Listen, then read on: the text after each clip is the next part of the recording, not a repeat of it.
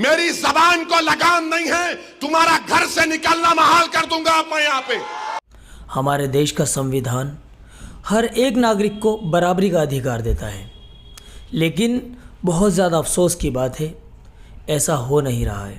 دوستو پہلے اس رپورٹ پر غور کیجئے۔ کہاں وہ لوگ جو اورنگ آباد میں بولے تھے امتیاز جلیل کو ووٹ مت دو؟ اس سماجوادی پینڈیٹ کو ووٹ دو، بولے تھے ارے چہرہ دکھاؤ اورنگ آباد کے عوام کے سامنے تم۔ ارے لفافوں پہ زندگی گزارنے والوں، شرم سے ڈوب مرو تم۔ میرے گھر کو آئے تھے حیدرآباد کو، بغیر بولے میرے گھر کو آئے۔ میں وقف کے بل کی میٹنگ میں جا رہا تھا، پلٹ میرا گارڈ فون کرا کہ صاحب اتنے لوگ آئے، ملا۔ گھر پہ آئے تو میں نے کہا کہ میرا گھر اتنا بڑا نہیں ہے، آپ لوگ 20 لوگوں کو لے لیجئے۔ 20 لوگوں کو بٹھایا، وہ بات کرے میں بات کرا، لیٹر لکھ کے دیے ان کو ٹکٹ دو، میں غور کروں گا۔ پھر جانے سے پہلے میں نے کہا اللہ کے ولی کہ انگریزی قرآن کا ترجمہ جو ترکی کا چھپا ہوا ہے اس کی 4 کاپیاں ان ذمہ داروں کو دیا کہ آپ میرے گھر کو آئے، یہ کہ اللہ کے ولی کی قرآن کا ترجمہ ہے۔ ایک ایک کے ہاتھ میں دیا تو اورنگ آباد جا کے بولے ہم گھر کو گئے تھے، ہمارے کو چائے تک نہیں پلائے۔ ارے آپ پہلے سے بول دیتے تو نان خلیہ کھلا دیتا میں آپ کو۔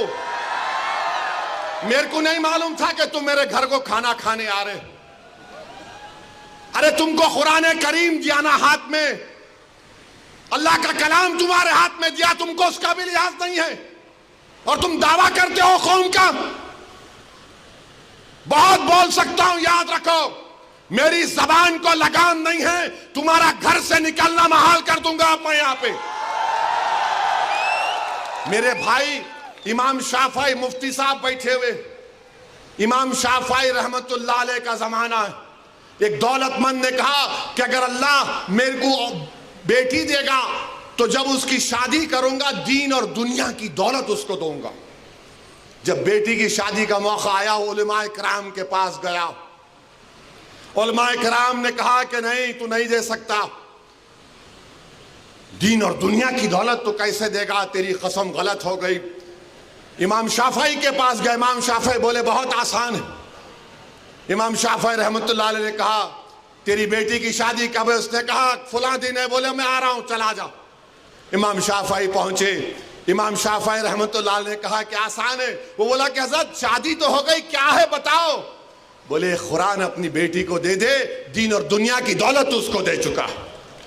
میں ان کو دیا، 4 قرآن دیا ان کو، اور بول کے دیا کہ آپ میرے گھر کو آئے، مجھے پتہ نہیں ہے، میں وکیلوں کی میٹنگ میں جا رہا تھا، پلٹ کر آیا آپ کے لیے، یہ قرآن کریم کا تحفہ آپ کو دے رہا ہوں۔ ارے تم کو اویسی سے مجلس سے نفرت ہے، مگر قرآن کریم کی تو عظمت کا تم لحاظ رکھ لیتے۔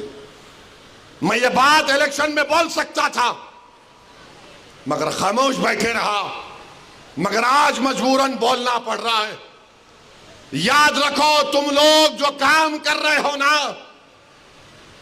تم مہاراشٹرا کے مسلمانوں کو نہ صرف کمزور کر رہے ہو بلکہ تم ان کی آواز کا گلا گھونٹ رہے ہو۔